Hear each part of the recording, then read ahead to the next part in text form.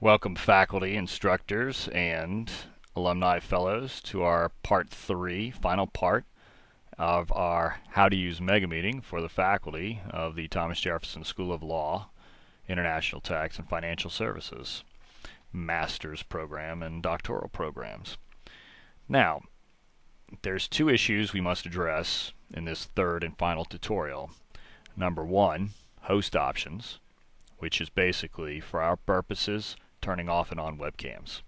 And number two, show my desktop, which allows me to present my presentation to the students. That is, to present my screen, what I see on my screen, to the participants in the meeting.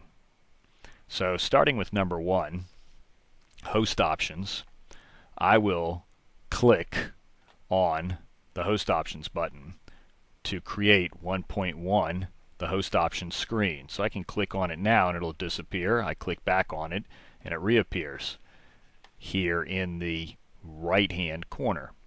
I place my mouse cursor on top of it and I simply drag it back to the center of my screen. I don't have to do this, just doing it for purposes of our little tutorial today. Now, the only button you're really going to want to use is your video layout. If you don't like the meeting information, which I'm dragging up and holding in front of your screen now here, you just got to unclick meeting info. However, I suggest at least leaving it alone. The only button you're really going to use is my video layout button right there. When you click video layout, the attendee video layout box will appear that has now disappeared in 1.2. Now it's reappeared. I'm putting it back. The attendee video layout box from video layout allows me to control who has a webcam going in my classroom. Now, I can have 16 people with webcams, no big deal. However, bandwidth in some countries may pose a problem. Viewing 16 different webcam pictures may, by example, in Seychelles or India, create a logjam for them and make the video appear sketchy. So I could make my picture smaller or bigger, but that doesn't really affect the bandwidth I'm using. So if I want to save bandwidth, I'll hit none and apply, and all the webcam pictures disappear. Now I can choose, let's say I had 5 people in the class and myself, well, I'll choose Prof. Byrnes and I'll hit apply again, and it makes my webcam reappear. As a default, I'm made small and I can drag on the corner and make myself large. I can choose somebody else like Marshall Langer, Prof. Langer, and then his webcam will appear. Hitting apply. Where did mine go? It's there. It's underneath. I have to place my mouse on his and drag it over. His webcam's not turned on right now, so I don't see an image available. But if it was turned on, of course, I'd be seeing Prof. Langer at this moment. So,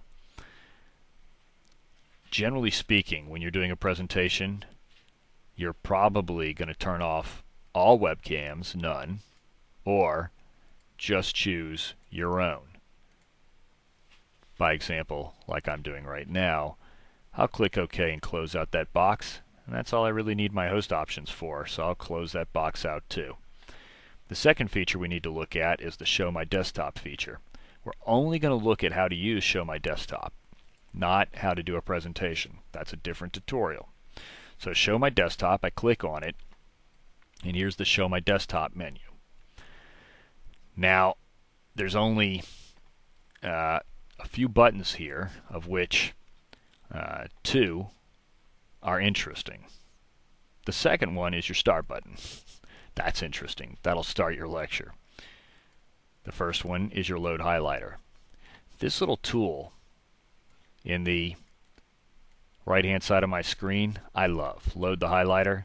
Not every teacher likes to use it, but when I do use it, it allows me to take a pen by clicking on it and choosing different colors, and to, by example, circle different aspects. By example here, if you don't have your video web camera on, nobody does, and you don't click Show Video Panel, when you try and start your presentation, the presentation will say can't start until you click Show Video Panel, meaning that your tick is gone.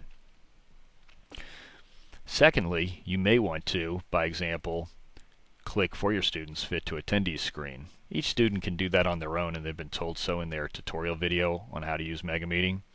You can make their life easier by clicking on it for them. Fit to Attendees screen. Basically, I use a very large screen. I use two very large screens. Some students are viewing this on a laptop.